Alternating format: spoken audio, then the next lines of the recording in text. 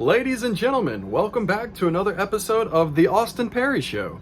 I'm your host, Austin Perry, and today is Monday, August 2nd, 2021, and this is episode 56 of the Austin Perry Show.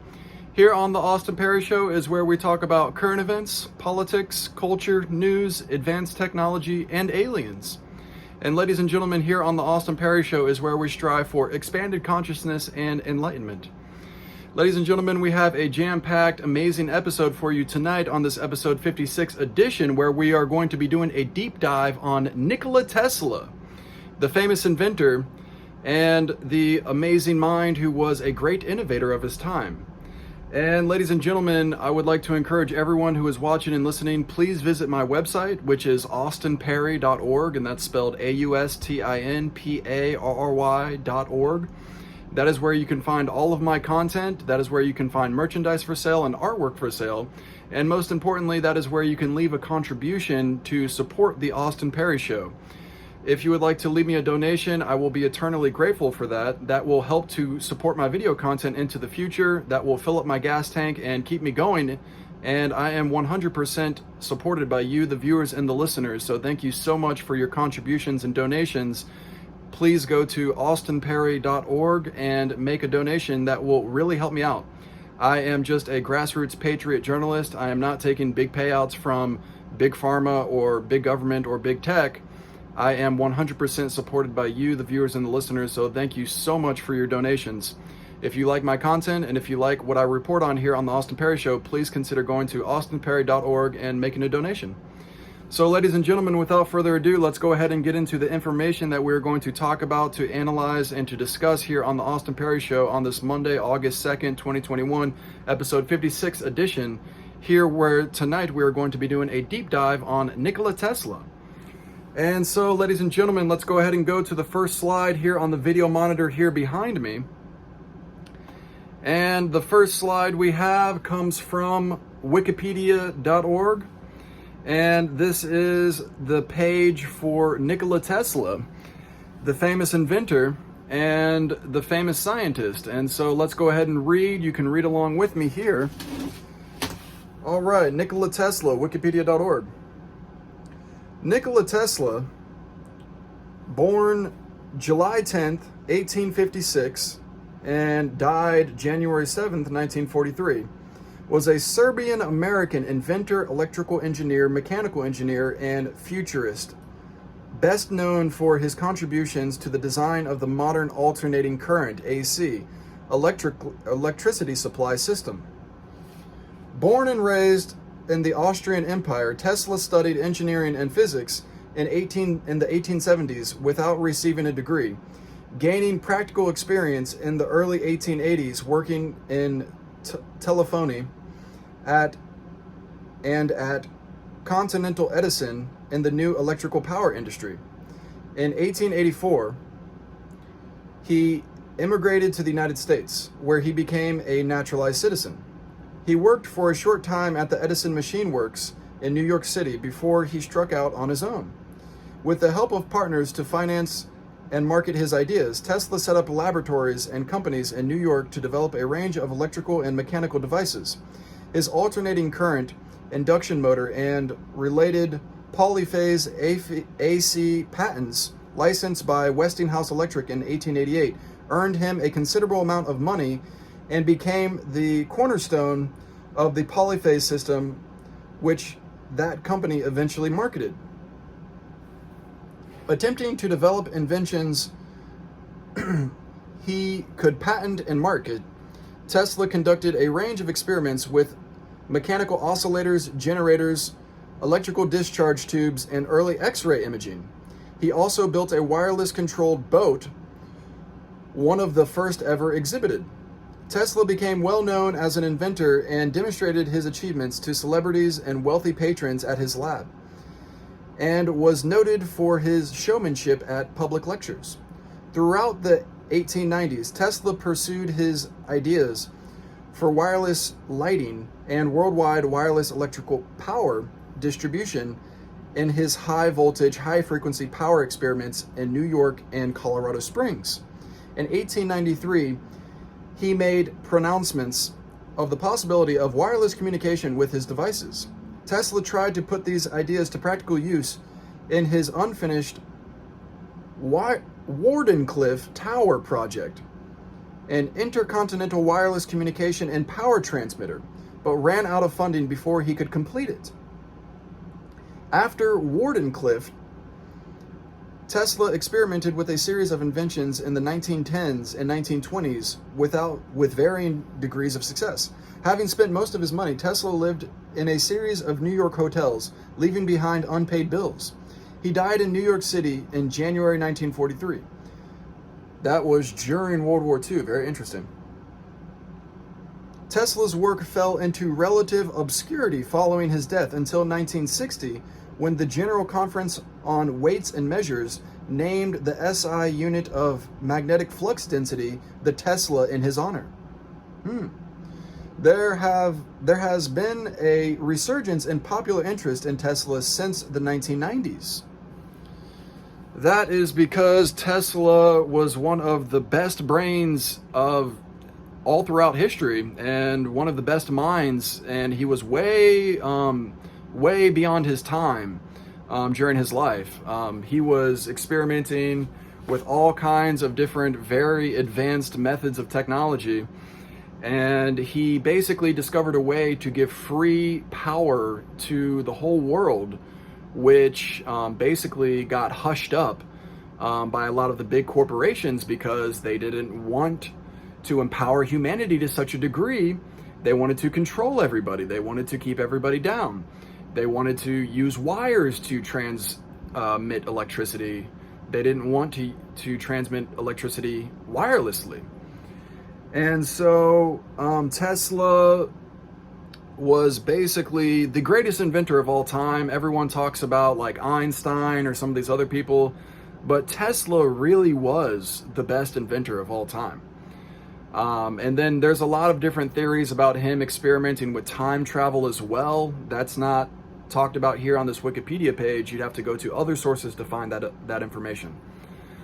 But there you go. Tesla basically was an innovator in the field of magnetics, electricity, technology, and a lot of other different things. And so there you go. That's the Wikipedia page talking about Nikola Tesla. That gives you a little bit of insight into the history of Nikola Tesla, one of the greatest inventors and one of the greatest brains of all time in human history. And that shows you a little bit of his backstory and how he came up and basically, made a name for himself. And so let's go ahead and move on now to the next slide here on the Austin Perry Show. And here we go, ladies and gentlemen. This is a Google web page, where I basically just Google searched Nikola Tesla inventions. And all of these different inventions pop up here. And so let's go ahead and go through these. We have the Tesla coil, the induction motor, the remote control, the three-phase electrical power, the Tesla turbine, Tesla valve, Teleforce, telegeodynamics, Tesla's oscillator, the violet ray, the neon lamp, wireless telegraphy, world wireless system, vacuum variable capacitor. And that's just a short list of the many inventions that Tesla created. We definitely owe Tesla a debt of gratitude, because without Nikola Tesla, the world would not be the way it is now. We would be much less advanced in the fields of technology. We wouldn't have a lot of different things. Electronics would not be as advanced without Nikola Tesla's contributions to different inventions in the field of technology. And so let's go ahead and go to the next slide here. I picked a couple of these inventions on this list that Nikola Tesla created, and I want to do a little bit of a mini deep dive into those inventions. So here we have the Tesla coil, ladies and gentlemen. This is the Wikipedia page for the Tesla coil, wikipedia.org. Very reliable, very trusted source of information. Let's go ahead and read what the Tesla coil is. A Tesla coil is an electrical resonant transformer circuit designed by inventor Nikola Tesla in 1891. It is used to produce high voltage, low current, high frequency alternating current electricity. Tesla experimented with a number of different configurations consisting of 2 or sometimes 3 coupled resonant electrical circuits. Tesla used these circuits to conduct innovative experiments in electrical lighting, phosphorescence, X-ray generation, high-frequency alternating current phenomena, electrotherapy, and the transmission of electrical energy without wires. Tesla coil circuits were used commercially in spark gap radio transmitters for wireless telegraphy until the 1920s, and in medical equipment such as electrotherapy and violet ray devices. Today, their main usage is for entertainment and educational displays, although small coils are still used as leak detectors for high vacuum systems. So the Tesla coil was a very innovative invention that Tesla created, which was essentially a precursor to the next invention that I'm going to do a little bit of a deep dive on, which was, in my opinion, his greatest contribution to the field of science and his greatest invention of all time, which we're going to go to now. Let's go to the next slide, which was the World Wireless System. And here you can see this image here is of the Wardenclyffe power plant prototype, the Wardenclyffe tower, essentially. And this is basically the device, which was a huge multi-story tall tower, which was basically a large Tesla coil, which Nikola Tesla created, which got shut down by, I think it was J.P. Morgan. I could be wrong on that, but it was basically industry titans who shut down Nikola Tesla's idea to give the world free power because they didn't want to give the world free power. There was no profit in that. There was no money to be made. They would lose tons of money, essentially. They could make millions and billions of dollars charging people for electricity by providing them electricity through wires. And you can control and manage the electricity much better if you have it through wires. You don't want it to just be going through the air. Then anyone can just get electricity. And anyone would, have basically free electricity, and that is not a good way to make a profit if you control the electricity supply. So let's go ahead and read this Wikipedia page here about World Wireless System, Nikola Tesla's invention. The World Wireless System was a turn of the 20th century proposed telecommunications and electrical power delivery system designed by inventor Nikola Tesla, based on his theories using Earth and its atmosphere as electrical conductors. He claimed this system would allow for the transmission of electric energy without wires on a global scale, as well as point-to-point wireless telecommunications and broadcasting.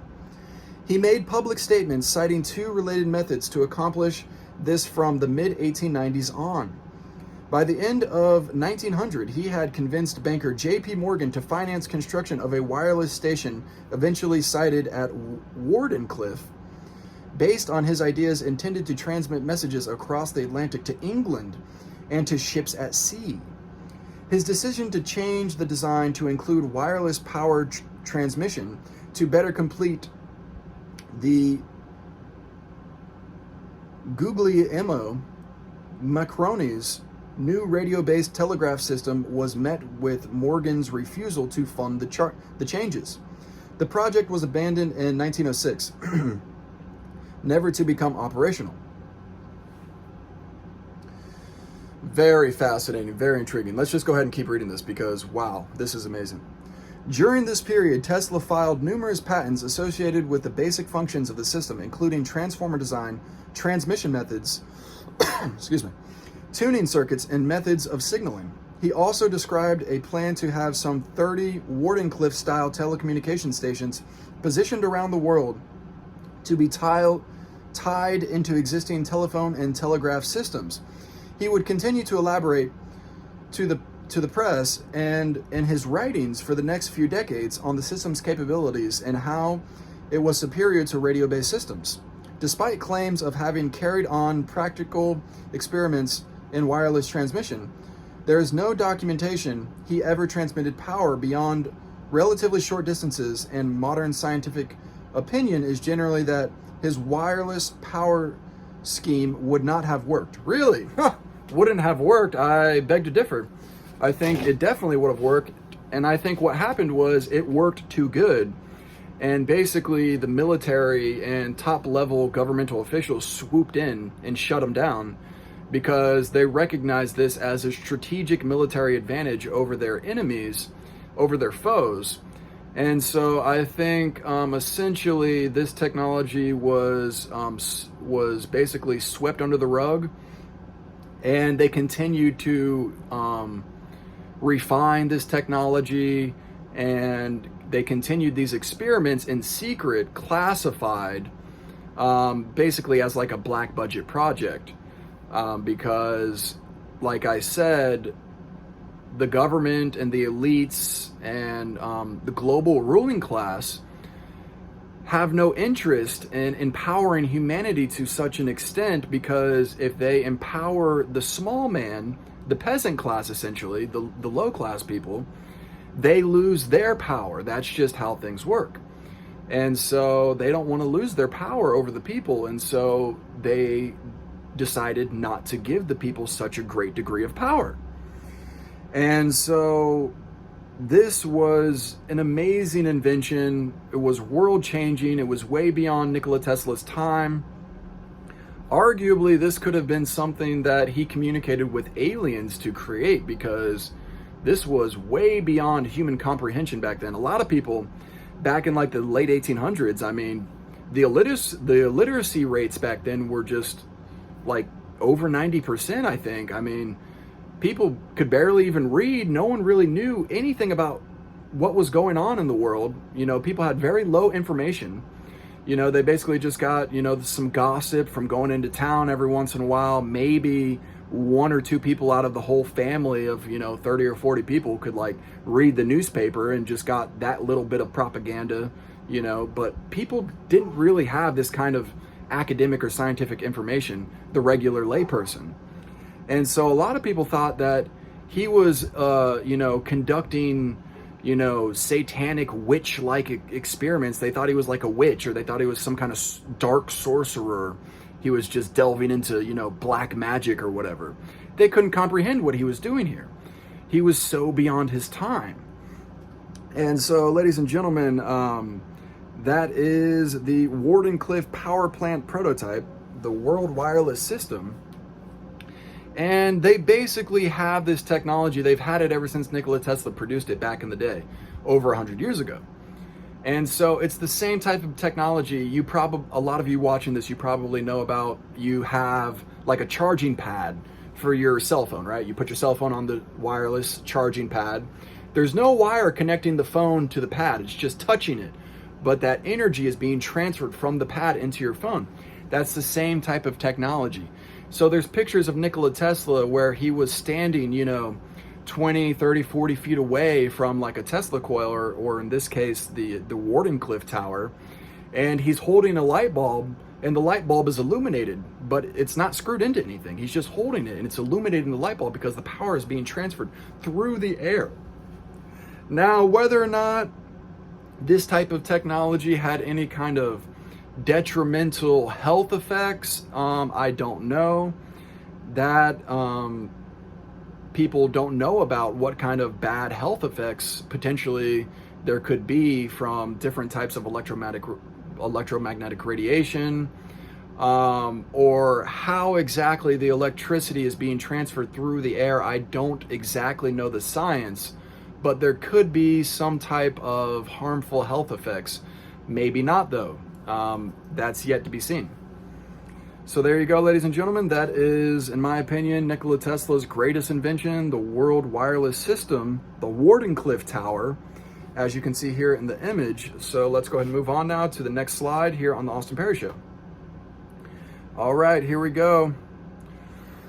So, ladies and gentlemen, here you can see on the video monitor behind me, this is a tower which popped up in Texas, in central Texas. in 2017 out of nowhere.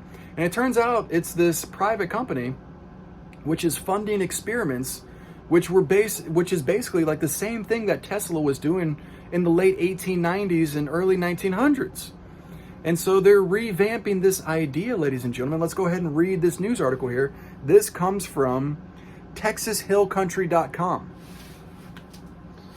The truth about the mysterious Tesla Tower in Texas. Some time back, a mysterious tower resembling Nikola Tesla's Wardenclyffe Tower appeared outside Milford, Texas, a rural community in north-central Texas. The construction of the Tesla Tower was noticed by citizens of Milford in 2017, but only more recently has it become a fixture of the landscape. Anyone heading down I-35 can get a clear view of it from the highway. It stands alone in a field unusual in looming.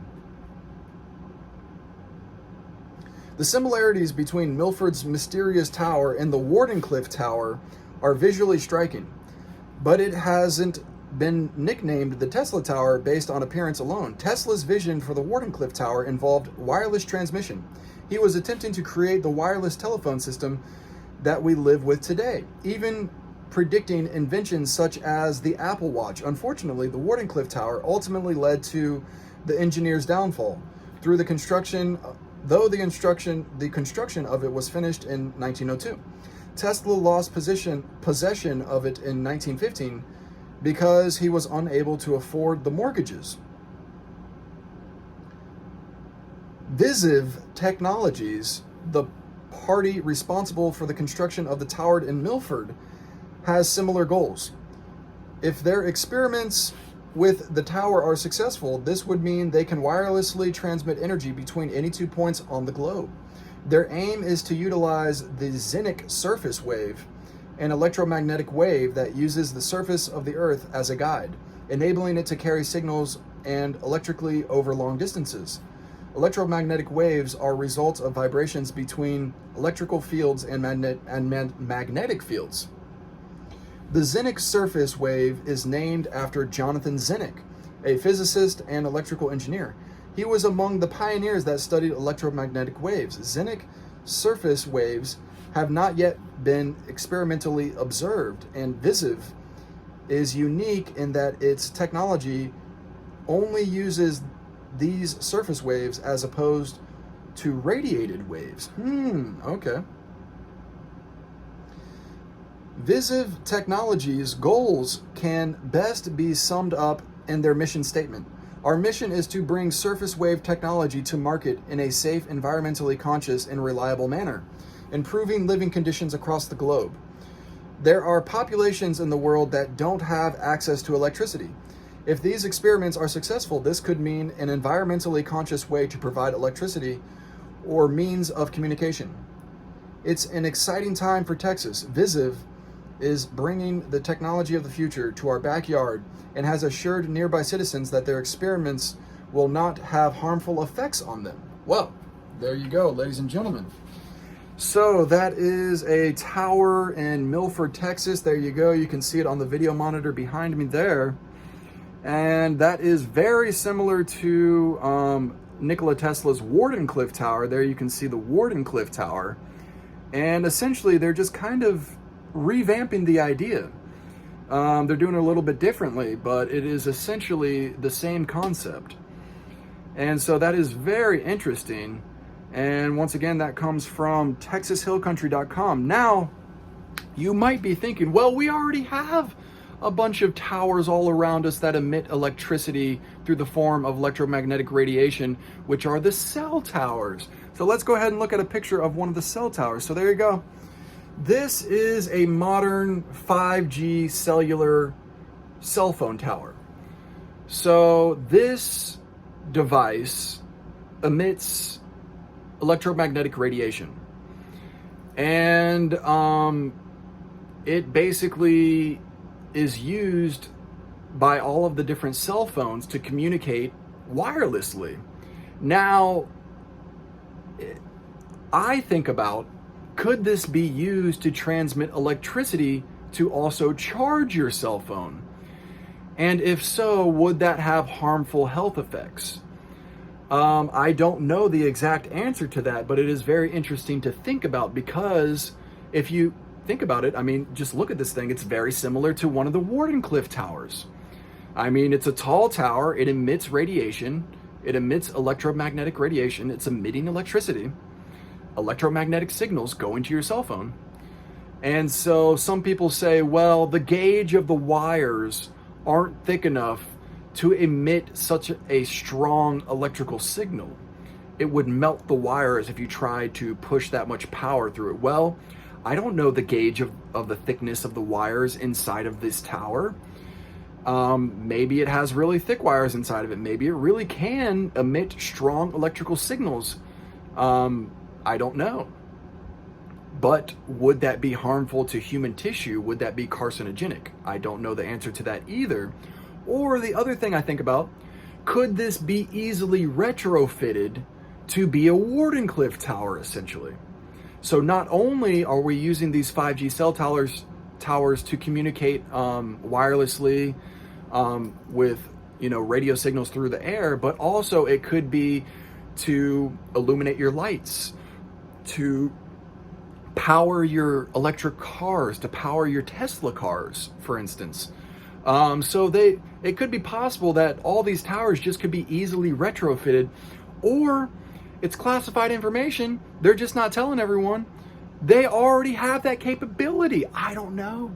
I don't know the answer, but it's fascinating to think about. That's the type of stuff I like to talk about here on the Austin Perry Show. Get the brain juices flowing. Get you thinking outside the box. I mean, it's very interesting. Maybe, maybe not, but these towers could possibly already have those capabilities of transmitting electricity to charge batteries, or they could be easily retrofitted. So we might already have the infrastructure. We might already have the electrical grid to just get rid of all these wires. Who needs them? Who needs them? So there you go, ladies and gentlemen. That is very intriguing, very interesting, very thought-provoking. Now let's go ahead and move on to the next slide here on the Austin Perry Show on this Monday, August 2nd, 2021, episode 56 edition.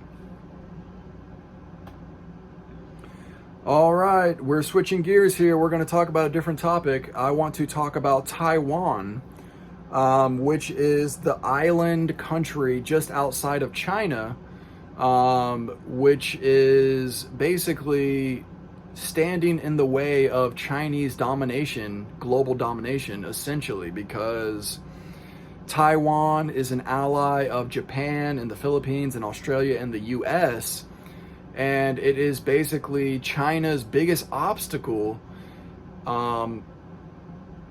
its biggest obstacle to spreading worldwide communism. Because basically, if China takes out Taiwan, they're going for Japan next. After they take out Japan, they're going for Hawaii. After they take out Hawaii, they're going for California. Then they're going to invade the US. That's basically just what China is itching, salivating to accomplish.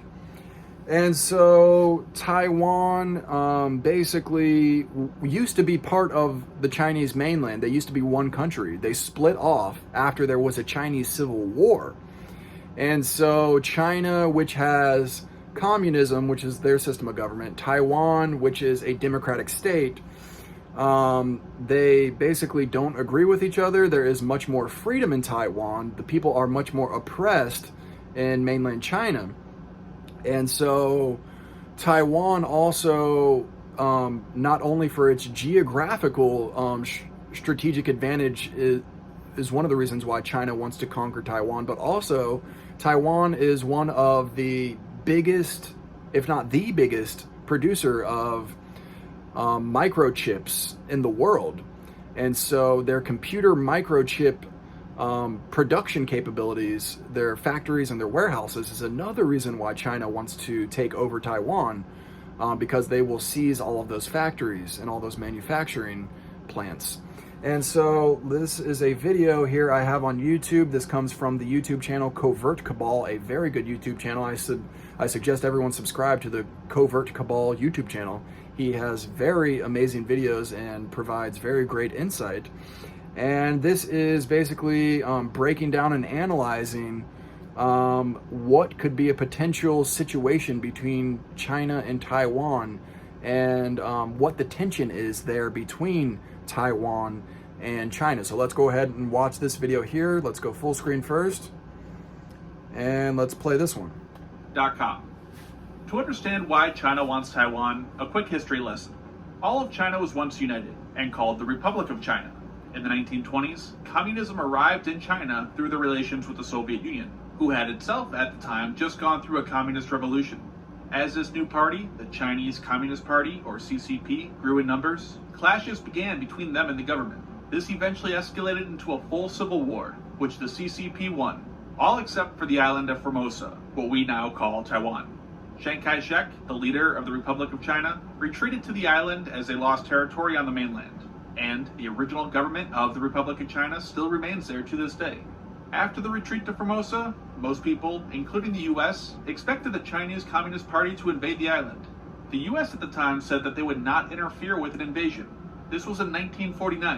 In 1950, however, the Korean War began. Later that year, as UN forces were on the offensive and quickly approaching the border with China, China decided to intervene.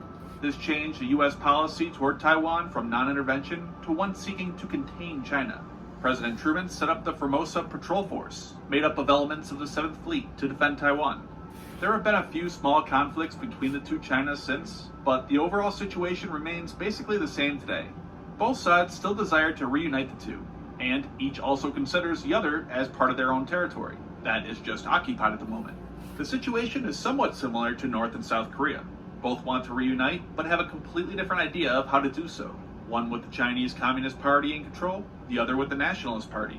So this is one reason why what we call China today wants control over Taiwan. Both sides want control, but realistically, under the current circumstances, China is the only one that can possibly do it by force. That is, however, not counting support from other countries.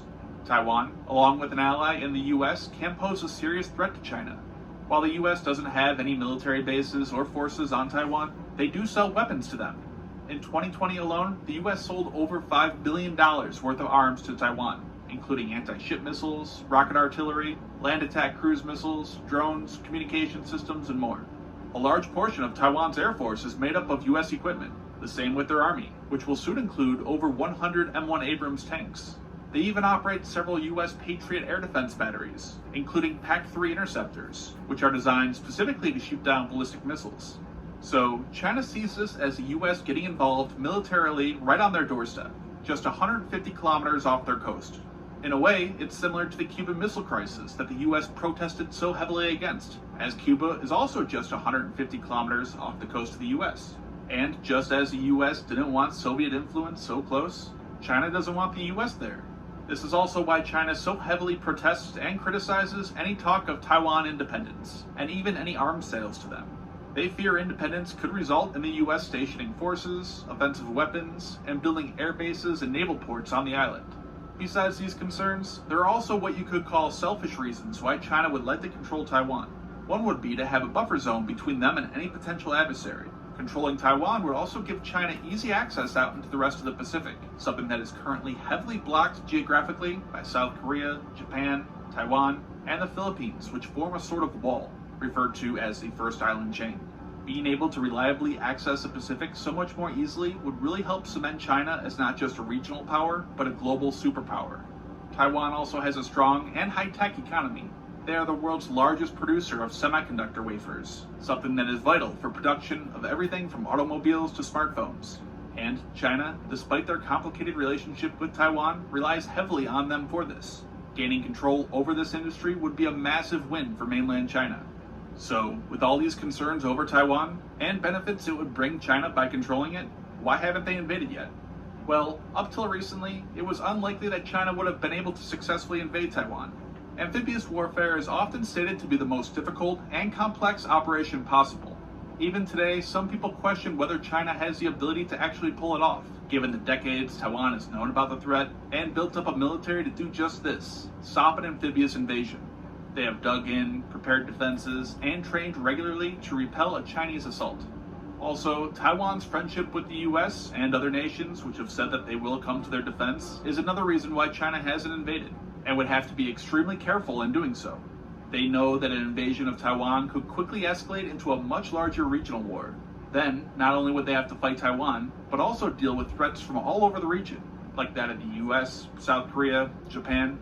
It's possible even the Philippines and Vietnam might take advantage of the situation. China could end up fighting a multi-front war, which historically hasn't quite worked out well for the aggressor. And even if they can take Taiwan without any foreign military involvement, such an act would likely have extreme economic consequences for China. China relies heavily on profits from exports, which totals nearly 35% of their entire GDP. They also rely heavily on imports from those countries that have promised to defend Taiwan. Besides Taiwan, Japan, South Korea, Australia, and the US are their largest sources of imports. China also relies on over $100 billion worth of food imports each year, and a war could threaten all of this. Russia's annexing of Crimea, for example, was pretty costly. Sanctions followed. The Russian ruble went from being worth 3 cents at the beginning of 2014 to just over 1 cent at the end of the year. And still to this day, it's never fully recovered. Exports fell 30%, inflation skyrocketed, and their GDP shrank for the first time in years. Now, there were some other things that contributed to the Russian financial crisis, but the impact of annexing Crimea certainly played a large part. A Chinese invasion and annexing of Taiwan would likely have implications many times more severe than with Russia and Crimea. Many nations could end up embargoing China, cutting off all trade. So there are many reasons why China wants Taiwan, and many reasons holding them back from taking it. For now, it seems that the pros are outweighed by the cons. However, as China continues to grow its military strength, that could change. All right, ladies and gentlemen, there you go. That is expert analysis into the situation which is ongoing between China and Taiwan. And so Taiwan is essentially the biggest roadblock in the way of Chinese global world domination. And so the Chinese people and the Chinese government, I should say, really want to take out Taiwan. They want to take over Taiwan and conquer the island. And if they do that, then that will basically be the stepping stone towards eventually conquering the U.S. militarily. A lot of people would argue we are already in a covert psychological war with China, basically with different factions. Some people say the deep state, some people say the globalist, whatever you may say. People say we're in an economic soft war similar to the Cold War between the US and China and other factions. But basically this would be the way of taking that war into a hot mode, a hot war. Basically, if they could take over Taiwan, China takes over Taiwan, next they would seek to invade and take over Japan. Then they would branch out into the Pacific, take over Hawaii.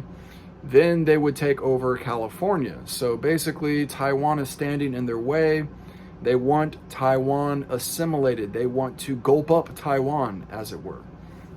So there you go. Let's go ahead and move on to the next slide, which is talking about the same topic. This is from foxnews.com. Black Bennett Hansen, Biden, China, and Taiwan. How will president respond if ally is attacked?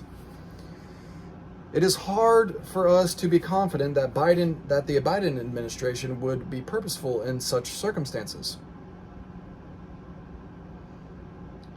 As China steadily raises the pressure on Taiwan, curiosity intensifies throughout the world about the likely U.S. reaction in the event of an outright military invasion of Taiwan by the People's Republic. Successive American administrations have been non-committal about whether such an event would trigger an American military response of some sort. The relevant agreement between the United States and Taiwan is ambiguous on the point. But if in such an eventuality the American response was confirmed to the usual diplomatic remonstrations and no direct combat assistance, it would be rightly seen by the world as a humiliating climb down by the United States, with devastating fallout additionally for our allies in the region, especially Australia, Japan, and South Korea.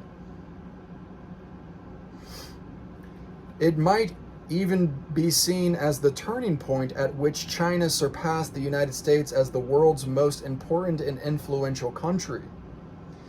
Let me read that again. FoxNews.com talking about if China takes over Taiwan, quote, it might even be seen as the turning point at which China surpassed the United States as the world's most important and influential country. We cannot let China take over Taiwan. It would also produce a powerful wave of revulsion within the American population, no matter how firmly attached many Americans may now be to the current faddish wokeness. Only the tiny minority of pathological American-phobic self-haters would be pleased to see the United States so overwhelmingly shamed and humbled in the world. So there you go, ladies and gentlemen. That is Fox News talking about basically if China takes over Taiwan, that is the turning point. That is the change of the tide. China would basically be seen as the world superpower, surpassing the US. And so we cannot let China take over Taiwan. If Taiwan is attacked, I think that we need to send aid to Taiwan. So there you go. That was from FoxNews.com. And let's go ahead and move on to the last topic that we're going to talk about here on the Austin Perry Show on this Monday, August 2nd, 2021, episode 56 edition.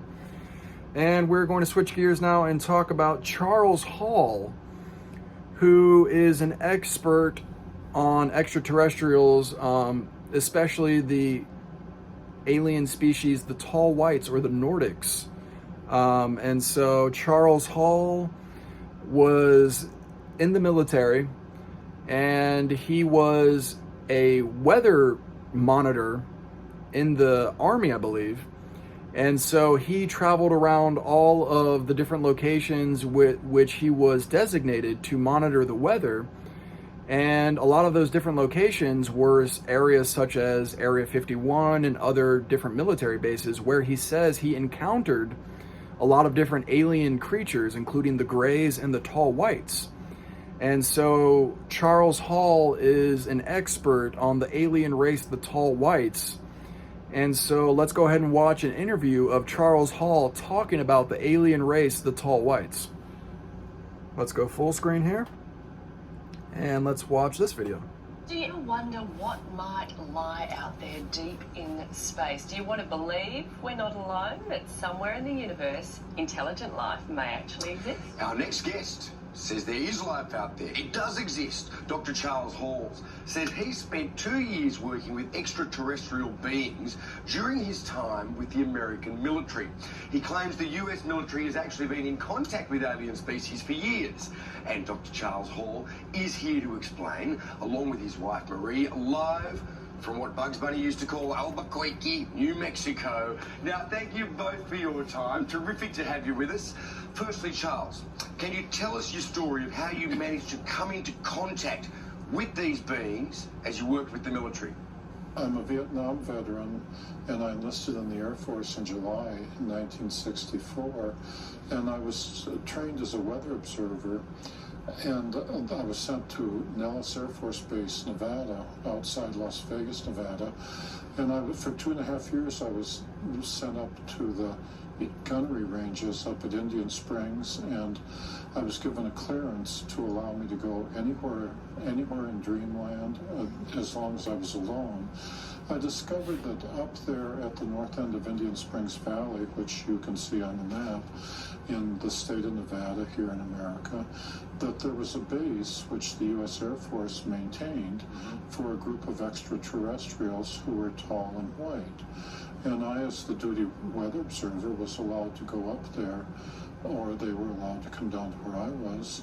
And the interaction took place over more than 2 years. Wow. During those 2 years, I also came across, I also interacted to a lesser extent with the Roswell Greys, and I've also personally talked with the extraterrestrials that I call the Norwegians with 24 teeth, who come here from a very nearby star, perhaps Bernard star.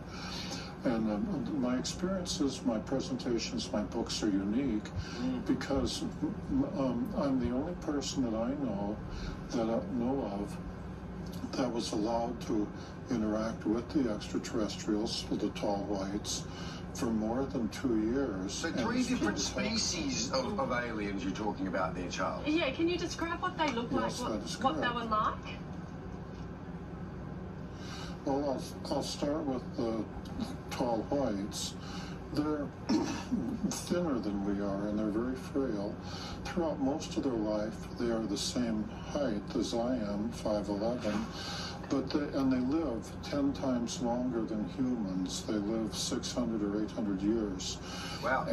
But they don't age the way we do. When they get to be equivalent to a human of about 40 years, that means when they are about 400 years, they start growing again instead of aging as humans. Right. And then they go, and this continues, and so that by the time they get to be 600 or 800 years old, they're very tall, 8.5, 9, or 10 feet tall.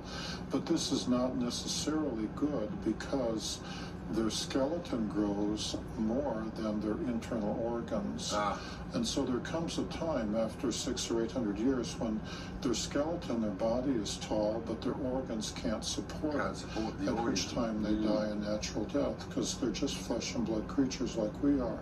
If they injure themselves, it takes them 10 times longer to heal up than a human. Yes. So there's a trade-off. Yeah, right. They still look fresh as a daisy when they go, though. They look like Tilda Swinton. Hey, just quickly, you had them there. You were working with the aliens on any particular project, or was the military working with the aliens on a particular project? Was there, I don't know, technology sharing or, botanical cross-fertilization?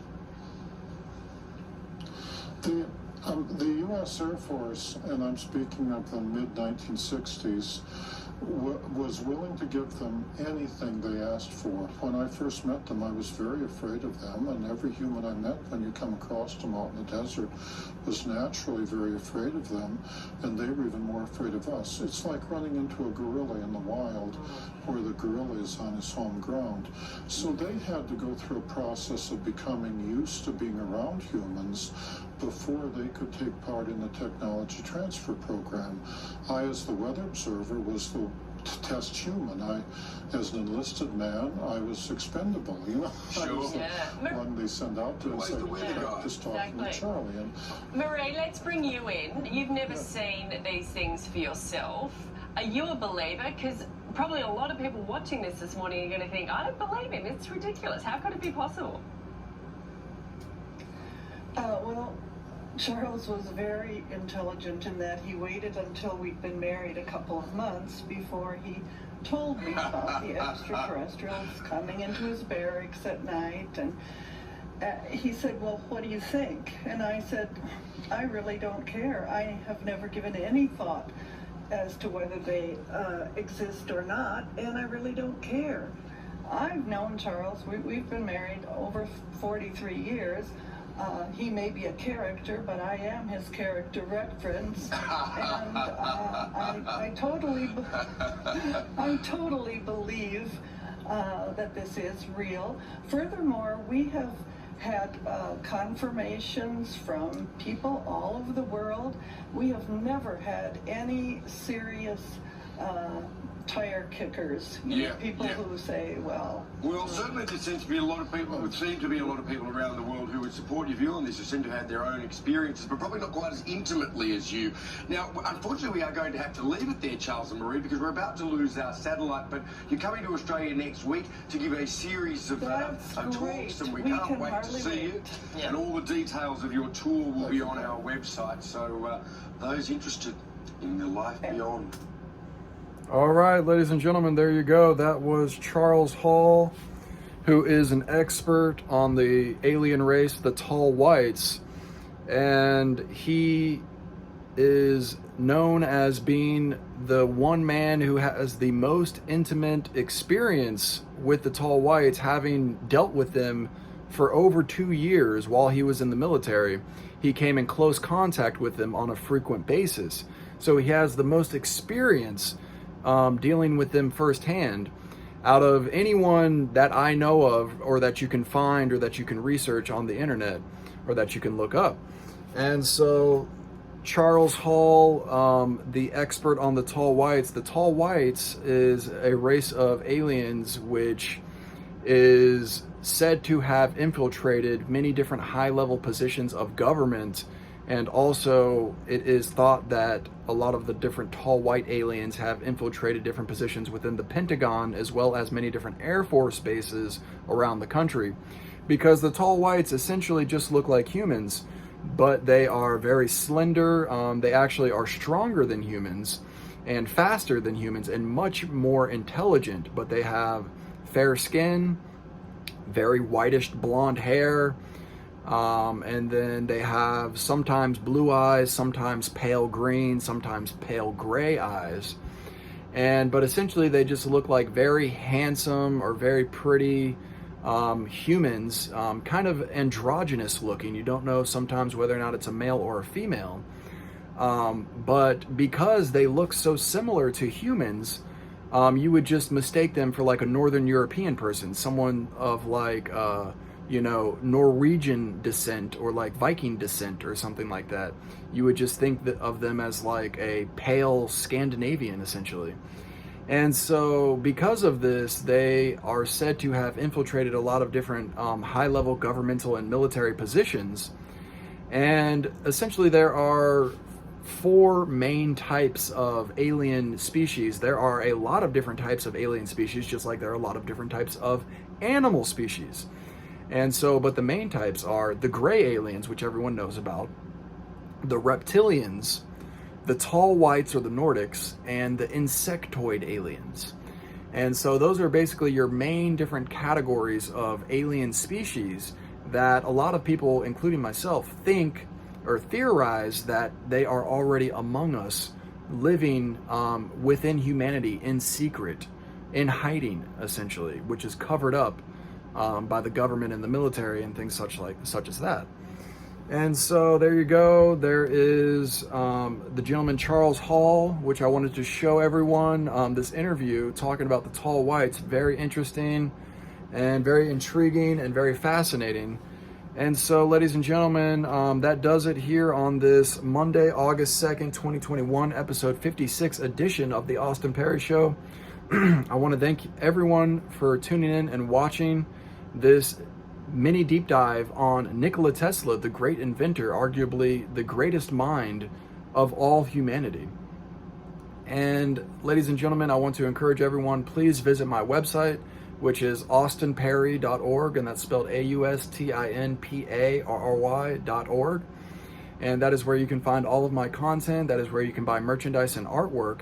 And most importantly, that is where you can leave a contribution to support the broadcast here on the Austin Perry Show.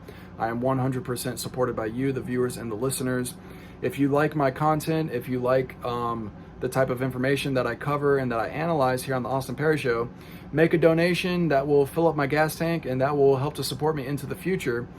Go to AustinParry.org, find the donation link, and leave a donation, and I will be eternally grateful, ladies and gentlemen. I really thank you all for your contributions and donations. It really helps me out, and that will help to support and evolve the Austin Perry Show into the future. It's only going to keep getting better and better, ladies and gentlemen. I'm going to improve the production quality. I'm going to get better guests on, and the information that I'm going to be covering is just going to continue to be mind-blowing. So, ladies and gentlemen, that does it for tonight here on this Monday, August 2nd, 2021, episode 56. I will see you next time, which will be episode 57. Everyone, have a great night, and love and peace, and goodbye.